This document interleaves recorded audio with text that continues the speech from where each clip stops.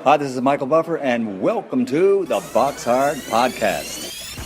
Hello, everyone. This is Mikey Garcia. Yo, it's your boy, the odd guy himself, Malik King Scotty. Hi, I'm Charlie Edwards. This is Fast Eddie Chambers, and you're listening to the BoxHard Podcast with my main man, Joey Coastman. Hello everybody and welcome to another episode of the BoxHard Podcast. This is episode 151. I'm your host Joey Coastman. I'm joined as always by the infamous Mr. Ayaz Sumra. Ayaz, how you doing? I'm good, Joey. Yourself? Very good, my friend. Very good. Let's dive straight into the review part of the show. There's not too much really from last week. We're going to start in the Emperor's Palace in Kempton Park, South Africa. One fight really to mention on this bill. I know that it was shown on Box Nation, but I simply didn't get a chance to watch it. But we had Thabiso Mchunu. That's the man that once upon a time outpointed Eddie Chambers. He actually fought for the vacant African Boxing Union Cruiserweight title against Thomas Oosthuizen. And, this was like a South African kind of grudge match, I think. I'm not too sure about the grudge angle, but certainly a good fight actually for the South African cruiserweights. Mchunu actually got upset here. It was a majority decision over 12 rounds in favour of Thomas Oosthuizen. His record now 28-1 with 2 draws, and Thabiso Mchunu 19-5 now. Quite a good fight, like I said on paper there, but I didn't see it at all, so let us know if it was worth watching there. Oosthuizen, the victor. Moving over now to Switzerland. One fight to mention over here. Arnold the Cobra, top points if you can pronounce his surname. Arnold Gurjaj, something like that anyway. Got knocked out by David Haye, got knocked out by big sexy Sean Turner. His record now 31-2. It was his 31st win, a KO in the second round against Gogita Gorgiladze, who now has a record of 39-27. Moving over now to Thailand. Like I say, we mentioned it last week. A man was having his 100th professional contest. Did he win? Did he lose? Well, he was taking on a guy that was 0-6, so you'd expect him to win, and he did win. A knockout in the second round. Sirimongkong Iafwam now has a record of 96-4. The former WBC world champion, who really just aims for fights against people that he knows he'll win against very easy. I mean, he's allowed a few easy touches. He really has gone on very, very long. Like I say, 100 professional fights now. You just don't see that these days. But he's the new Thai light heavyweight champion. It's unbelievable. I think he started his career at he started at flyweight, and he's now a light heavyweight. I mean, think about that for a second. Absolutely crazy. He's been a pro since before the millennium. All the very best to Sirimongkong Iafwam, and also his opponent Mohamed Unsugaba. His record now 0-7 with 1 draw. Back to the drawing board for him, very much so. Moving over now to the Fantasy Springs Casino in Indio, California. One fight to mention over here, really. We had Ryan Garcia. He moved to 16-0, a majority decision over 10 rounds against Carlos Morales. A little bit of a step up there. Morales now 17-3 with 3 draws. Ryan Garcia, a very highly touted prospect, very popular with the ladies, a humongous fan base, very big on Instagram he is, and obviously he's being built by Golden Boy to be this really good fighter, and he's got all types of flashy pad work and punch in the bag and stuff like that. He looks amazing in training, but everyone likes to criticize him for all sorts of different things. He's a little bit cringy, but I tell you what, he's a good fighter, and his amateur career will show you that. He took on Devin Haney, I believe it was 4 or 6 times, and I think it was 2-2 or 3-3. Devin Haney was talking about that on our show a couple weeks ago, and he's a good fighter, the guy, but in the pro ranks this was quite a sturdy test for him. He did come through it, but a lot of people saying he really needs to steady himself and stop calling out the likes of Gervonta Davies. I haven't seen that fight. I was hoping that Mimi would be on the show, but it's been quite a while without Mimi now. Not quite sure what's happening with her. But that's really it for that one. That's really it for the reviewing, actually. I've flown through that pretty quickly. Just before we wrap up part 1, of course, the last thing to do is to welcome guest number 1. Ladies and gentlemen, please welcome the WBO Super-Bantamweight champion of the world. It's the Royal Storm, of course, Mr. Isaac Dogboe. Isaac, welcome to the show once again. Thank you. It's a pleasure. How are you doing, Jerry? Very good, my friend. Very good. Just before we start, I've got one word for you, Isaac, and that word has to be Neho. Neho. So, Isaac, Neho. We last spoke just a few days before your last fight got announced. Actually, it was back in the late part of June. Obviously, you know, you announced that you'd be fighting Hidenori Otake in what would be your first defense of the title. Otake was a man that was known for his durability, Isaac. You know, he was 31-2.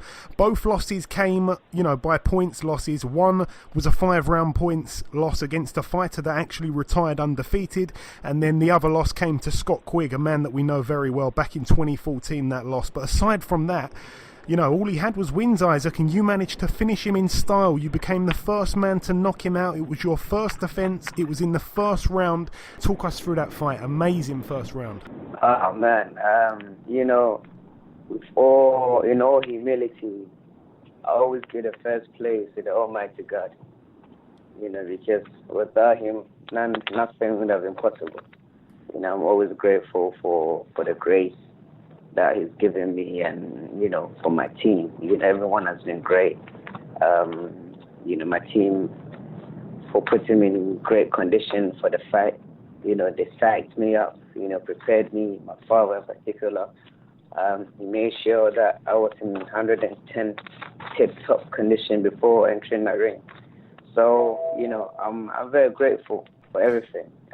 We knew Otake was strong, and he's someone that, you know, just keeps going forward. He keeps coming, you know. So I feel I was much more stronger. You know, he really underestimated me, and you know, we actually gave him a shot. He didn't believe it, you know. So it was a great fight.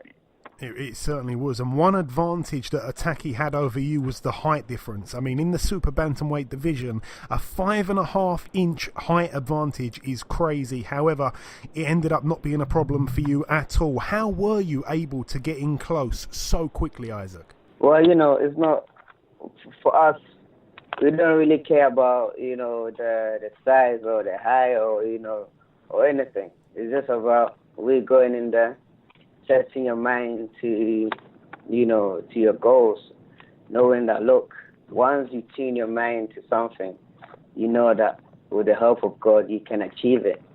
And that has been our motivation, because, you know, we believe that with God, all things are possible.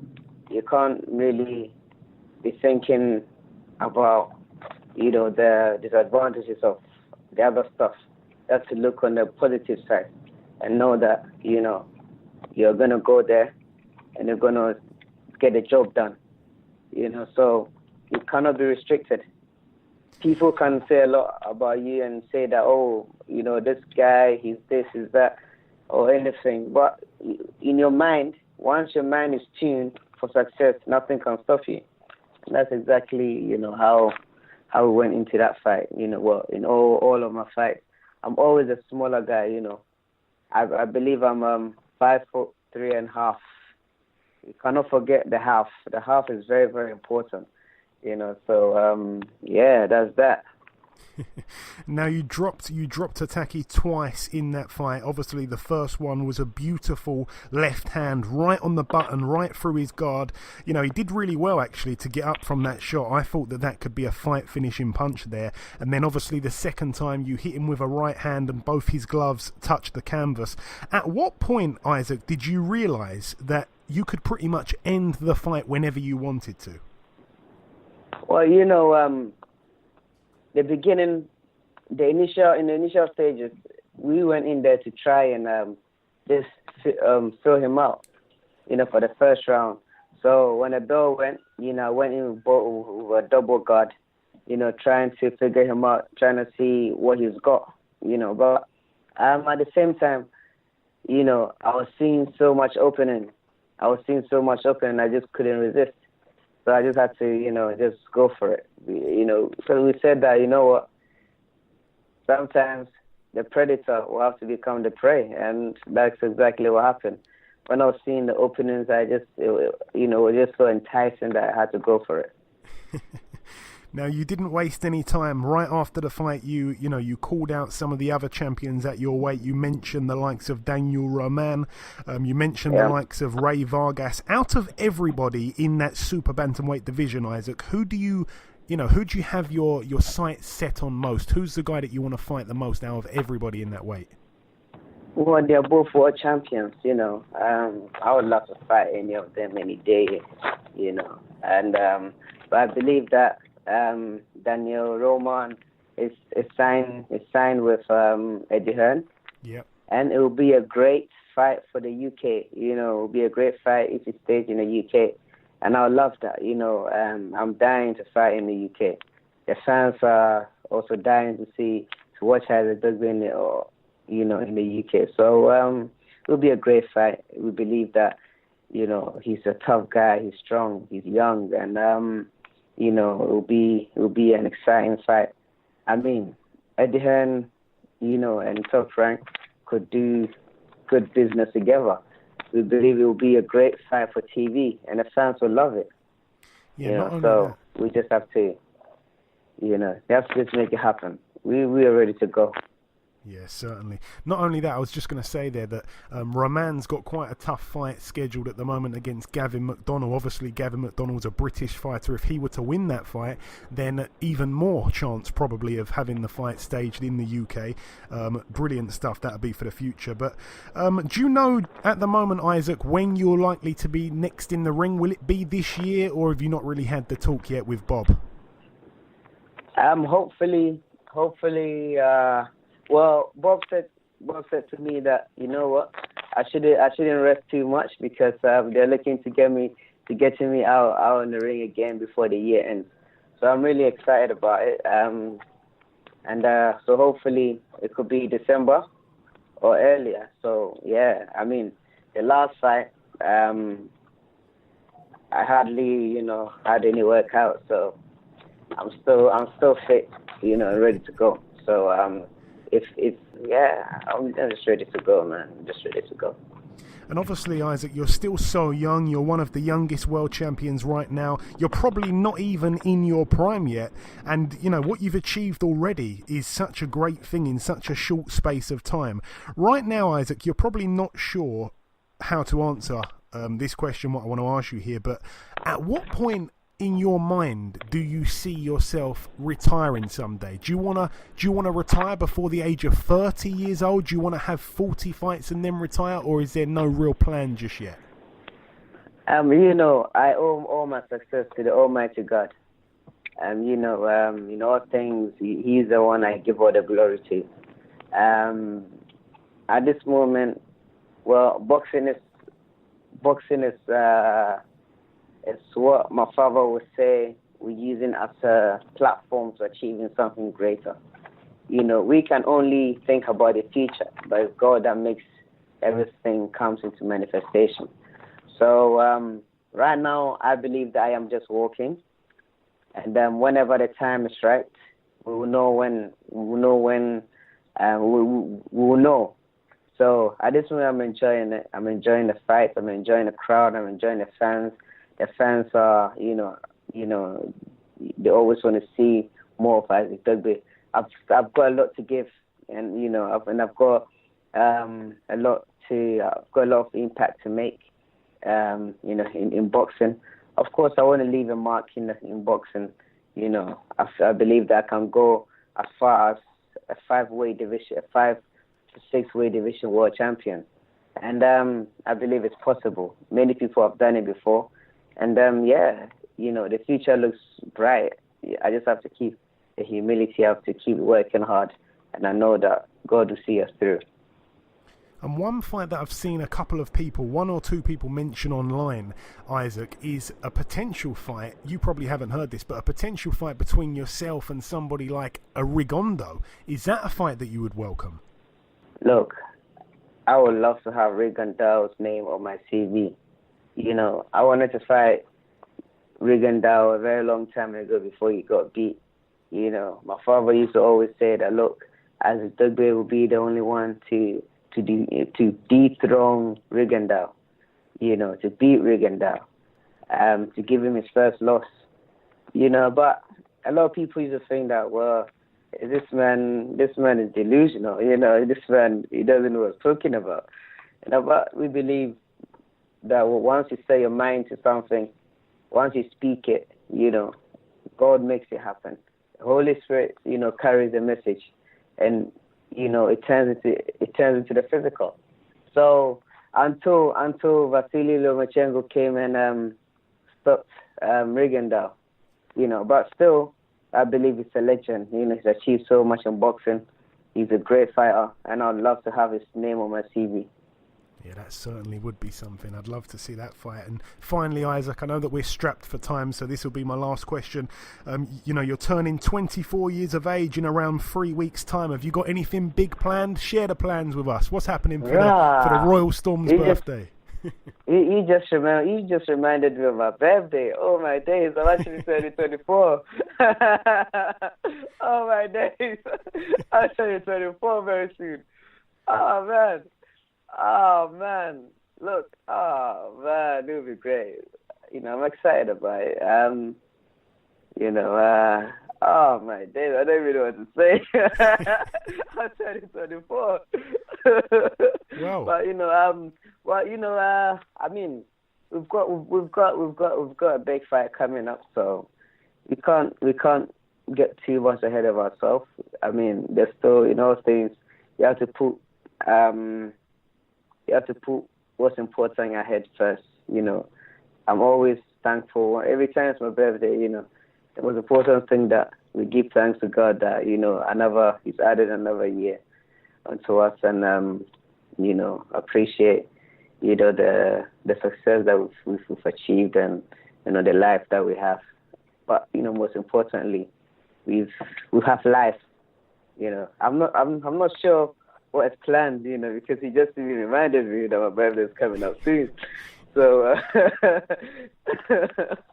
it will be great. It will be great, man. I'm looking forward to it. I'm sure it will. I'm sure. My father will have something, planned or something. Yeah. Okay, listen, Isaac, it always is a pleasure interviewing you, sir. It truly is. Once again, congratulations on your win. Have a great day on the 26th, if you do remember that it is your birthday, and we'll catch up sometime soon. Thank you, Joey. Have a great day too. Give me one more Neho before you go. No! God bless, Isaac. You too, mate. Okay, now it's time for part 2 on this week's show. This part, of course, is Ayaz's time to shine. Ayaz, what news do you have for us? There's only one news, and that is Chris Algieri will be making his return to the ring very soon, and he'll be returning to 100 in the 140-pound division. Okay, the 10-stone light welter / super lightweight division. I believe he was undefeated at 140, if I'm not mistaken. Okay, all the very best to Chris Algieri. I mean, he's a guy that obviously, he was quite limited, I guess, as a boxer. I mean, I remember the size difference when he took on Provodnikov and beat him, and it was such an upset, it really was. And, he deserved a lot of credit there.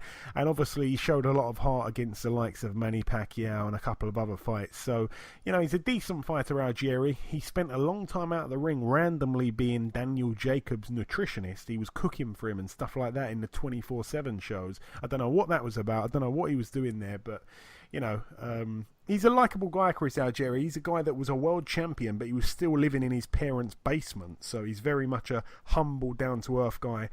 And very witty, actually. He's, he knows his stuff. That's why he actually got this kind of job in the interim period of being Daniel Jacobs' nutritionist. He knows his food. He knows his supplements. And, he's a good fighter. So, it'll be good to have him back at 140. It's a shame he didn't get into the World Boxing Super Series, actually, because I think, his name would have been a decent addition, although he probably should have a couple fights before jumping in at that level.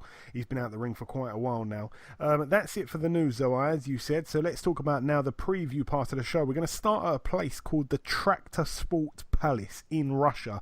Friend of the show fights on this one, but the home fighter, let's mention first, Zor Abdullayev. He has a record of 9-0. He is the WBC silver lightweight champion. He takes on, like I say, friend of the show, Henry Hank Lundy.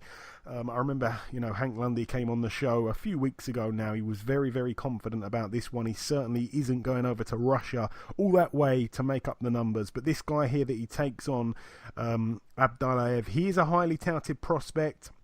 He's only 24 years of age, but he won the WBC silver title in his last fight. And he also is the former WBO youth lightweight champion as well. So a couple of decent belts there. And he's took on a fair few decent opponents, actually, in just his only 9 fights and 6 knockouts he has there, by the way. So a decent fighter, but Hank Lundy certainly needs to win this one if he wants to, be in the mix with some of the bigger names in this division. Of course, like I say, it's for the WBC silver lightweight title. Henry Lundy, 29-6 with 1 draw. God willing, next week he'll have 30 wins under his belt. We also have on the undercard Denis Lebedev, 30-2, a man that we really need in the cruiserweight division in the World Boxing Super Series. He wasn't in Season 1. He's now not going to be in Season 2. I'm not quite sure why. And he takes on Hisni Altunkaya, who has a record of 30-2, who's actually the guy that got beat by Bebut Shumanov not that long ago, actually, for that dodgy version of the WBA cruiserweight title, some kind of regular belt or something like that. So Denis Lebedev takes on a guy here that he should beat relatively easy. We also have on the undercard, let's just mention here, Dmitry Mikalenko, 23-3. He's in a 10-rounder against Alexei Evchenko, whose record 16-11 with 1 draw. That's it for Russia. Moving over now to the Vale Sports Arena in Cardiff, Wales, United Kingdom. This is an MTK Global show. Quite a few of the home fighters on this one. We have Liam Williams, a man that was on our show last week, former WBO title challenger. His record 17-2 with 1 draw. Former British Commonwealth and European champion. He takes on Edwin Palacios, who has a record of 12-6 with 1 draw. I believe 8 by knockout. That's a 8-rounder there. Liam Williams, like I say, he said on last week's show about taking on an Argentinian fighter, and this is the guy. Also, we have Craig Evans, his record 17-2 with 2 draws. He takes on Brad Botham, who's 5-5 with 1 draw. Cody Davies, 6-0. He takes on, this is a name here. Let me try this. Jevgenijs Ondrejevs, who has a record of 10 wins, 98 losses and 3 draws. Should be an easy win there for Cody Davies. That's a 6-rounder. And that's really it for that one, to be honest. Moving over now to the Bendigo Stadium in Victoria, Australia. We have here, we have Andrew Maloney, 17-0. His brother, obviously, Jason Maloney. He's in the World Boxing Super Series in the bantamweight category. This one is for the WBA Oceania Super Flyweight title. That belt belongs to Maloney. This one's going to be shown on ESPN+. He takes on Luis Concepcion, who some people may remember took on our very own Cao Yafai not too long ago. His record 37-6, a former world champion. That's a sturdy test there for the prospect Andrew Maloney, the twin brother of Jason. Good fight, that one, by the way. Really, really good fight. I'm very interested in that one. We also have Tim Tszyu, the son of Costa Tszyu. His record 10-0. He's in a 10-rounder against Marcos Cornejo, who has a record of 19-3. Another steady step up for him. Moving over now to, I've just got to mention this funny name that I saw, by the way. We don't do the funny name segment anymore. I don't think there's enough funny name fighters that are fighting that often, but I saw a guy, and this guy has a name here. He's in a 4-round contest this week, and his name is Sukhdeep Bhatti. Now that one is a name I won't be forgetting in a hurry. But forget about the funny names. Let's move over now to the Arena Zagreb in Croatia. We have Filip Hrgović, the bronze medalist in the 2016 Rio Olympics in the heavyweight division. He fights for the vacant WBC international heavyweight title against Amir Mansour, 23-2 with 1 draw. There was a lot of controversial stuff circulating in Amir Mansour's last fight, which I believe was in Europe also, if I'm not mistaken. I think it was earlier this year. But yeah, Amir Mansour, obviously, a very old fighter now in terms of, boxers and stuff like that. I think he's late 40s now, but still a very sturdy test here for Hrgović, who actually struggled, I think, 1 or 2 fights back against, was it Big Sexy Sean Turner? I think it was. So, yeah. Decent little fight, that one. I like that one there in Croatia. A homecoming there for Hrgović also. But that's really it for that card there. Moving over now to the Arena Birmingham, formerly the Barclaycard Arena, obviously in Birmingham, United Kingdom. Let's start with this fight here on this bill. We have Gamaliya 5-15-1. He takes on... Well, his opponent's yet to be announced. That's a 10-rounder apparently there. Lewis Ritson scheduled to take on a fight here. His record obviously 16-0. It's an 8-rounder apparently. No opponent just yet. We also have Sam Eggington fighting in his backyard. 23-4. He's in a 10-rounder against Hassan Mwakinyo, who has a record of 11-2. Scott Fitzgerald 10-0 takes on Craig Morris 10-1 with one draw. That's a 10-rounder there. Scott Fitzgerald very much being linked with the Anthony Fowler fight. That'd be a cracking contest. Also a brilliant rematch here. Jason Welborn, he's the new British middleweight champion. He takes on the former holder of the belt, Tommy Langford. A rematch between the two where the title changed hands last time, and supposedly it was one of the very front runners of Fight of the Year, if I'm not mistaken there. So Jason Welborn 22-6, or 23-6, sorry, and he takes on Tommy Langford 20-2. Obviously Langford's one loss came to Welborn, and the other loss, of course, when he got stopped against Kurt Zidze, who recently got stabbed in prison, by the way, which is another bizarre topic there.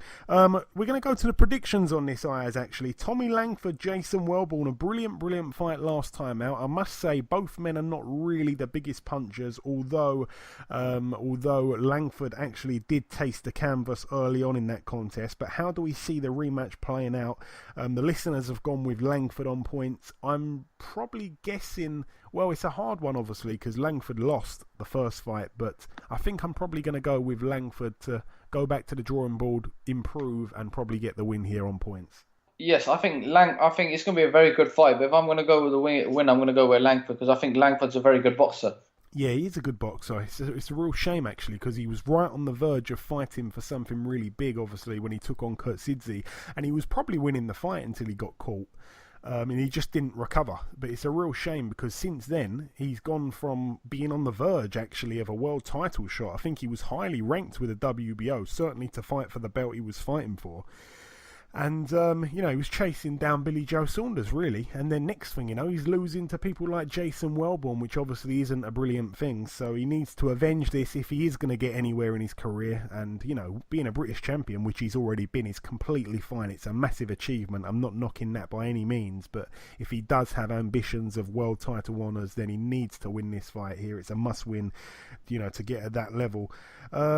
So yeah, we've all gone with Tommy Langford on points. And the main event, Ayaz, Amir Khan 32-4 takes on Samuel Vargas 29-3 with two draws, a 12-round contest. The second fight now with Eddie Hearn. Obviously, it's been a long time really since we've seen a proper version of Khan. Obviously, he got back in the ring and the fight lasted about 30 seconds against Phil LaGreca. Aside from that, he hasn't been in the ring since that Canelo fight a long time ago. Hopefully we see some rounds here, Ayaz. How do you see the fight playing out? I think it's going to be a very, very good fight. I think it's going to be a test for Amir Khan because, Samuel Vargas, he's a very good opponent as well. But if I'm going to go with a win, I'm going to go with Khan and I'm going to go with it. I think this fight's going to go to points because I think Amir Khan wants it to go to later rounds because I think it's obviously because he's been out the ring for such a long time, he's still getting that ring rust. Obviously, with the Phil LaGreca, it was only a first round knockout. And obviously, Samuel Vargas, I know he's fought Danny Garcia before, hasn't he? Yeah, he's fought Danny Garcia, yeah. Yes, he's fought Danny Garcia before, and obviously Danny Garcia beat him as well. So he's a very good fight. But if I'm gonna go win, I'm gonna go with Khan, and I think Khan's gonna win by points. I think he's only used his speed, and I personally think he should have went with Virgil Hunter, obviously, but unfortunately he's decided to stay with Joe Goosen. But I think it's gonna be a very good fight. And I think Amir Khan will win on points, and I think he should. If he wins this fight, I think the next fight he should take is Manny Pacquiao because the Brook fight, I think he should take that as his last fight before he ends his career. Okay, interesting point there, Ayaz. You mentioned there Danny Garcia. He is their one common opponent, if I'm not mistaken. They both lost to Danny Garcia. Danny Garcia knocked Amir Khan out in 4 rounds, but he needed 7 to get rid of Samuel Vargas. And Vargas' other loss came, he's got 2 other losses. One came to Errol Spence in 4 rounds, no shame in that really. And the other loss came to Pablo Munguia back in 2013, a unanimous decision over 10 rounds. So to be completely honest, I mean, other than that, he's been knocked out by Garcia, he's been knocked out by Errol Spence. Let's be honest, Khan got knocked out by Garcia, and if Khan fought Errol Spence, the majority of people, I believe, would certainly expect Errol Spence to knock Khan out. So this guy, I don't think is too chinny, really. Even though he's been stopped twice in 3 losses. And aside from that, he's actually put together a decent string of performances, I'll say. He's coming off a draw against a guy called Mauro Godoy, who's got a record of 30-3, but I don't think he's really beaten anybody of note. But, aside from that, he's coming off a couple decent-ish wins before that, albeit 2 of them were a little bit close. One of them was a majority decision, the other one was a split decision. But yeah, he's a decent fighter. He's got a couple of standout names, nothing too brilliant, nothing that should really trouble Amir Khan, by the way. But I think I'm going to side with you, Ayaz. The listeners have gone huge for Amir Khan to win. They've gone 89% going with Khan to win by knockout. So no one really fancying Khan on points, but I think I'm going to have to agree with you, Ayaz. I think Khan will probably win this on points, and the reason behind that is when you look at Amir Khan's resume, he's not the biggest of punchers. He's very much a kind of like an accumulative kind of guy. He'll stop you with a real flurry of punches, and not really so much in the Phil LaGreco fight. He seemed to do quite well there. Well, the flurries were involved as well, but decent single punch power. But aside from that LaGreco fight, where he knocked him out in about 30 seconds, and LaGreco arguably was probably not warmed into it at that point, he could have got caught cold. I'm not making excuses for him. But aside from that, you've got to go back to all the way back to 2012 when he took on a guy called Carlos Molina, who's not the good Carlos Molina, who's a friend of the show. He's just like another Carlos Molina. I call him the fake Carlos Molina.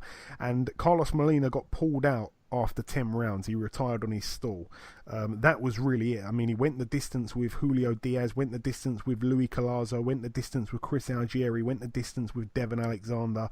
You know what I mean? So I don't really think... I mean, the last proper knockout when someone hasn't retired on their stall, when they've actually been knocked out, was against Zab Judah back in 2011. That's a long time ago. I don't think Khan will knock this guy out, especially the fact that the guy's gone 4 with Errol Spence and 7 with Danny Garcia. I don't think Khan will be able to do it early. If he does stop him, it will be an accumulative attack from Amir Khan that will probably happen late on in the fight. So I don't see it early. If it is early, then it's amazing. It's really impressive. It truly is.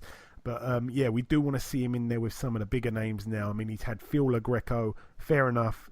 He's entitled to fight someone of the same kind of level which we've got here, because he didn't really get a chance to show us what he's got or what we've been missing for all this time since that Canelo fight. He just had about 30 seconds. So fair play. Hopefully this is the last fight that he has at this kind of level. We want to see him, get in there with 2 other big names, and you mentioned both of them, Ayaz, in Brook and Pacquiao. But yeah, that's really it for that one. Of course, a 12-rounder. It's going to be shown on Sky. Moving over now to the Barclays Center in Brooklyn, New York, USA. We just mentioned him, Danny Garcia. He tops the bill, 34-1. It's for the vacant WBC World Welterweight title, the belt that got ripped away or vacated, depends who you ask. It was of course Keith Thurman's old title that he actually took away from Danny Garcia, so he gets a chance to win it back. In the other corner though, Sean Porter has 28-2 with 1 draw. Both men have came up short against Keith Thurman recently. That's obviously Garcia's sole loss, and Sean Porter's got another loss, of course. But yeah, good fight this one. Very, very good fight, actually. I'm so looking forward to this one. It's going to be shown on Box Nation, which is a brilliant thing to hear, because Box Nation have been slacking a little bit lately. But yeah, brilliant fight. Very much looking forward to it. How do you see it? I think it's a very good fight, obviously. Danny Garcia versus Sean Porter. I think obviously we know Sean Porter is a very aggressive fighter, but if I'm going to go with a win, I'm going to go with Danny Garcia to win on points, because I think Garcia is going to retain that belt, and I think he's going to fight Amir Khan in the future for that belt. Okay, I'm going to disagree with you actually, Ayaz. I'm going to go with Sean Porter to win on points. Really, because Danny Garcia, in my eyes, has lost a couple of fights. I mean, he lost against Lamont Peterson. Peterson's a good boxer, in my eyes, by the way. Obviously, not officially, he didn't lose that fight. He also, in my eyes, clearly lost to Mauricio Herrera when he seemed to just get outboxed, really. Obviously, he lost to Keith Thurman. It was a good fight, though. And there's just been a couple of moments in his career, even when he took on Zab Judah, he seems to struggle with good boxers. Now, I'm not saying that Sean Porter is a good boxer. He's very much a roughhouse kind of guy. I call him the little pit bull because he really does pile on the pressure and he just doesn't stop. He's very, very strong. He likes to smother his opponents. And to be completely honest, that is the same kind of tactics that Matisse used against Danny Garcia, and it really didn't work. But Sean Porter, technically speaking, has got a lot more to his game than the likes of Lucas Matisse. He's certainly, got a lot more in his arsenal. He's very much more rounded, so he can box, but he can also brawl, Sean Porter. So I think he's going to get straight on Danny Garcia's chest, and I think the way that he's going to put it on him, he's going to back Garcia up. I think he's going to be fighting too close for Garcia, and he's relentless. He seriously is. So a very, very hard man to beat. You need to keep your distance with him, and Garcia needs to do that. That is absolutely vital. That is the only way to beat Sean Porter. You've got to keep him at distance and use your size, use your reach, and you've got to really throw the hooks out and counter him, to be honest, and just not let him get up close to you. And when he is up close, you need to throw the uppercuts, but he's very rough. He likes to use his head a lot as well, Sean Porter. So it'll be a very interesting fight. I'm seriously looking forward to it. But like I say, we're both going with points. Obviously, Garcia lost on points to Keith Thurman. Sean Porter's never been stopped in his 2 losses. So I don't see either man being stopped. But we've all gone points. I'm going Porter on points. You and the listeners both going with Garcia on points. He's the favourite. It's a very hard one to pick, to be honest. But I just see Sean Porter emerging the victor. On the undercard, we have Amanda Serrano, 34-1 with 1 draw. She fights for the vacant WBO World Female Super Lightweight title. Serrano, actually, her sister, I forgot the sister's name, but her sister's taking on Katie Taylor next month in the States. I think that's on the October the 20th or October the 6th, one of those ones. It's a DAZN show, that one. But yeah, Serrano herself, Amanda Serrano, I should say, she fights here against Yamila Reynoso, who has a record of 11-4 with 3 draws. She's only a super lightweight, though, Amanda Serrano, so perhaps she could maybe move down to take on Katie Taylor if Katie Taylor can beat her sister.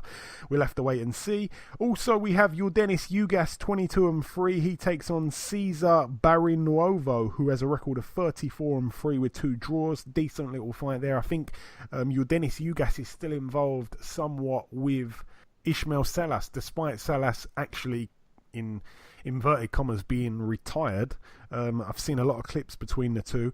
All the very best to Ugas, good fighter, very unlucky. He's been actually a couple times recently. Also, this is a cracking heavyweight contest, Ayaz. We're going to go to the predictions on this also. We've got Adam Kownacki. He is the Polish heavyweight, undefeated, 17-0, by way of Brooklyn, New York, actually. He takes on former IBF heavyweight world champion Charles Martin, Ayaz, 25-1 with 1 draw. That one loss came to Anthony Joshua on the 9th of April 2016, a fight I was there for. Prince Charles Martin is obviously a southpaw, a big puncher, but Adam Kownacki can crack as well, and Adam Kownacki recently knocked out Artur Szpilka quicker than Deontay Wilder. So yeah, very interesting fight here, a 10-round contest, very, very hard one to pick. I'm really, really looking forward to this one. I mean, I think it's going to be a very good fight, obviously, Charles Martin and Adam Kownacki. I think it's going to be a very good fight. I think Charles Martin, obviously, is coming back after a long layoff as well. Obviously, we've seen the news what's happened with Charles Martin in the past. But I think it's going to be a win for Charles Martin, and I think it's going to help him boost his career a bit since the loss with Anthony Joshua. Yeah, I mean, that's the only thing about this guy. Since he lost to Anthony Joshua, he has had 3 rounds of boxing, and that was almost 2.5 years ago. He came back a year after that Joshua fight and had a 2-round knockout against a guy called Byron Polly. And then he got out the ring for well, he was actually only out of the ring for 3 months, and he got back in against Michael Marone and he knocked him out in 1 round. And, you know, that was just over a year ago now, so about a year and 2 months since he's last been in the ring. But Kalnaki's been, he's been okay. I mean, he's had probably the better wins recently. Obviously, like I say, he knocked out Szpilka in 4 rounds back in 2017 in July, and then most recently he beat Iago Kiladze. He actually knocked him out in 6 rounds. That was in January of this year. Kiladze's a decent fighter.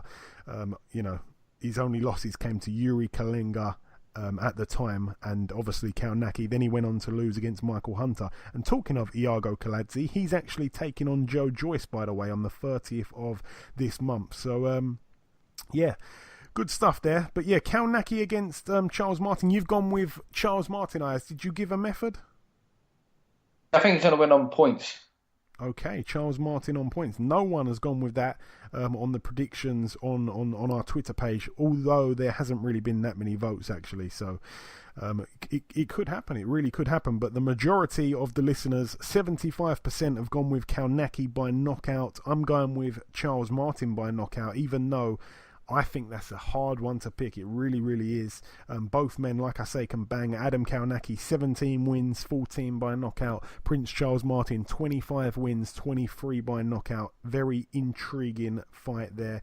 One thing I will say, Kalnaki, obviously, I've keep mentioning this now, but his win against Artur Szpilka. Szpilka's obviously a southpaw, and he seemed to not have too much trouble with him. So Charles Martin being a southpaw, I don't think, I don't think it's going to be that confusing for him or that hard for him to adjust to Charles Martin. He can be a little bit basic, really, Charles Martin. I don't think his fundamentals are fantastic, but he has got that equaliser in his left hand.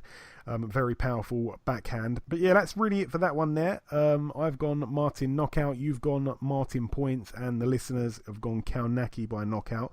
That's really it for that card there, yeah, it is. And that's really it for the show, Ayaz. We've wrapped up the preview in there. Like I say, we flew through the review, and we really, really did. We brought you the first guest.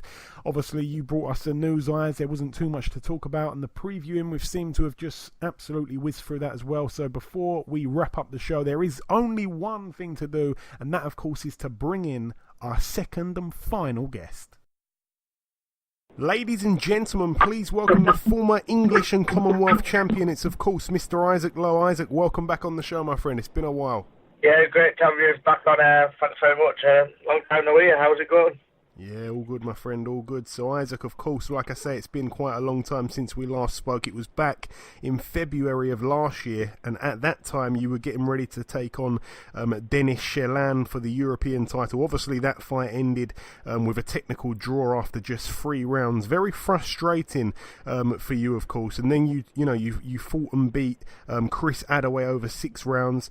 You also managed to knock Adaway down, which not many people managed to do. And then, of course, you went on to fight Ryan Walsh for the British title on the Groves Eubank Jr. undercard. You then pick up your 3rd career draw, Isaac.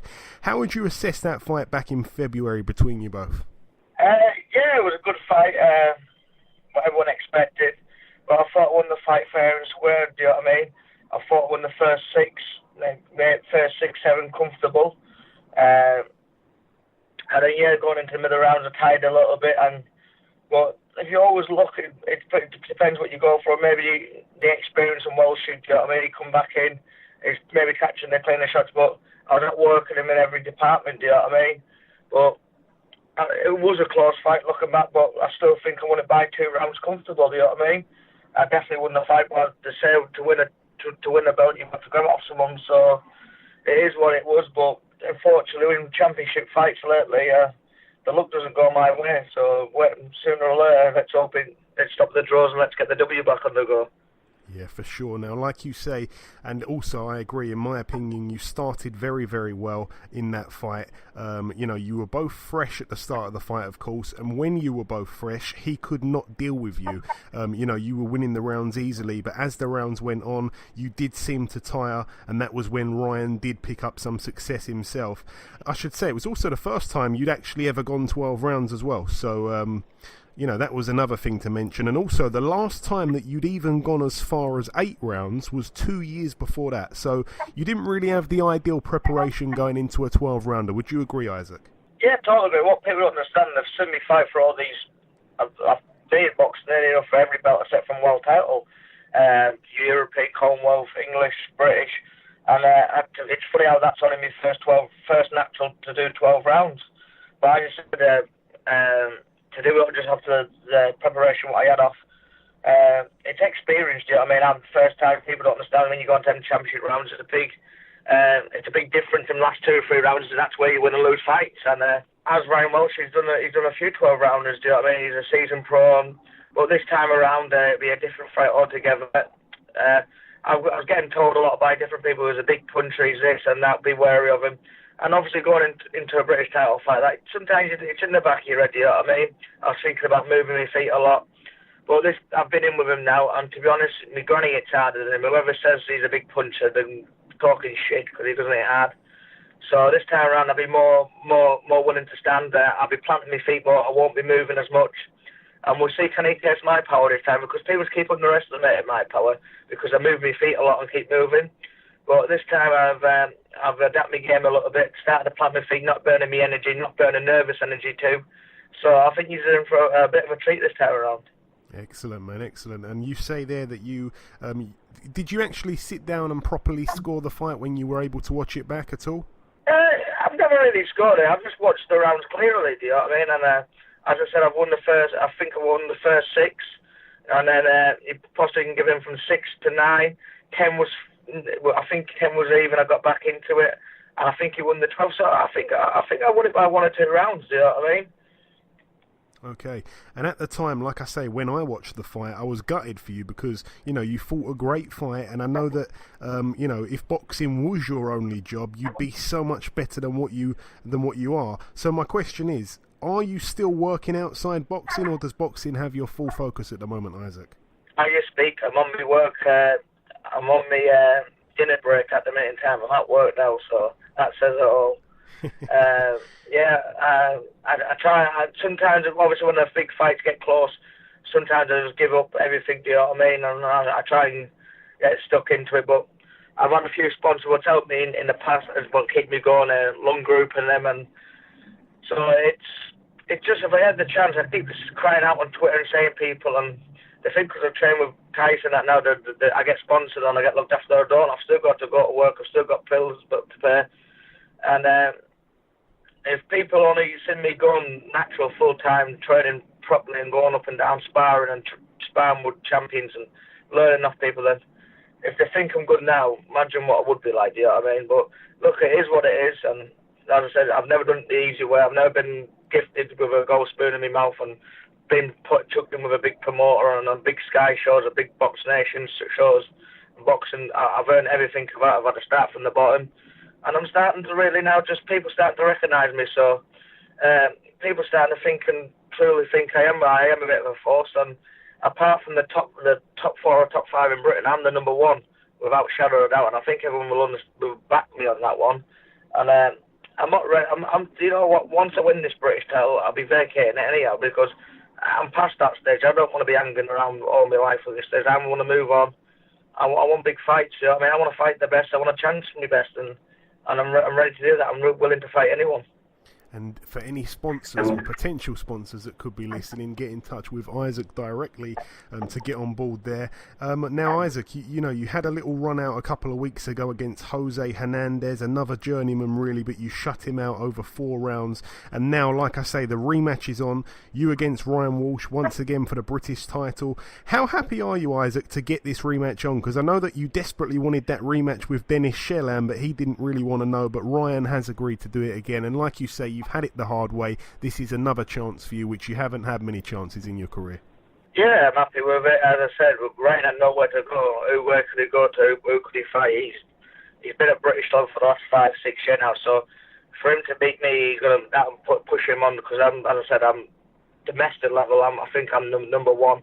So if he does deals with me, then he can move on. He's 31, 30, or 30, could be 33. I don't know. I forgot what he is now.